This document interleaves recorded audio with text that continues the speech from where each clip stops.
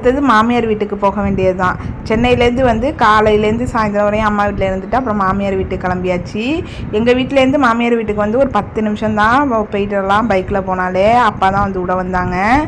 இன்னொரு 2 நாள் இருந்துட்டு வரலான்னு தான் நினச்சேன். நம்ம வந்த அன்னைக்கு மறுநாள் வந்து இங்கே ஒரு ஃபங்க்ஷன் இருந்துச்சு. அதனால நான் வந்து அன்னைக்கு சாயந்தரமே கிளம்பி வந்துட்டேன். வந்தோடனே ஏதோ ஸ்வீட் கிரேவிங்ஸ் இருந்த மாதிரி இருந்துச்சு. சரி என்னத்தை திங்கிறதுன்னு சொல்லிட்டு வாழைப்பழத்தையும் கோதுமை மாவையும் போட்டு நம்ம எப்பயுமே செய்கிற போண்டாவை தான் செஞ்சேன். அது கொஞ்சம் தான் செஞ்சேன். அப்புறம் அதையே எல்லோரும் ஷேர் பண்ணி சாப்பிட்டோம். வாழைப்பழ போண்டா செஞ்சு அதுக்கப்புறம் மேலே வந்து இந்த சீனியை தூவி விட்டு ஒரு 10 நிமிஷம் ஊற வச்சு சாப்பிட்டோம் அப்படின்னா இன்னும் எக்ஸ்ட்ரா டேஸ்ட்டாக இருக்கும். எப்பயுமே நாட்டு சக்கரை தான் தூவி சாப்பிடுவேன். நாட்டு சக்கரை இல்லைங்கிறதுனால வெள்ளை சக்கரை தான் இருந்துச்சு. அது ஊறுறதுக்கு கொஞ்சம் லேட்டாக ஆகிட்டு இதுக்கு சப்பாத்தி போட்டு தொக்கு வைக்கலான்னு தான் பிளானு. எங்கள் நாத்தனார் பொண்ணு நானே எல்லாம் செய்கிறேன்னு சொல்லிட்டு அவளே மாவு பிசைஞ்சு வெங்காயம் தக்காளி வரைக்கும் அரிஞ்சிட்டா.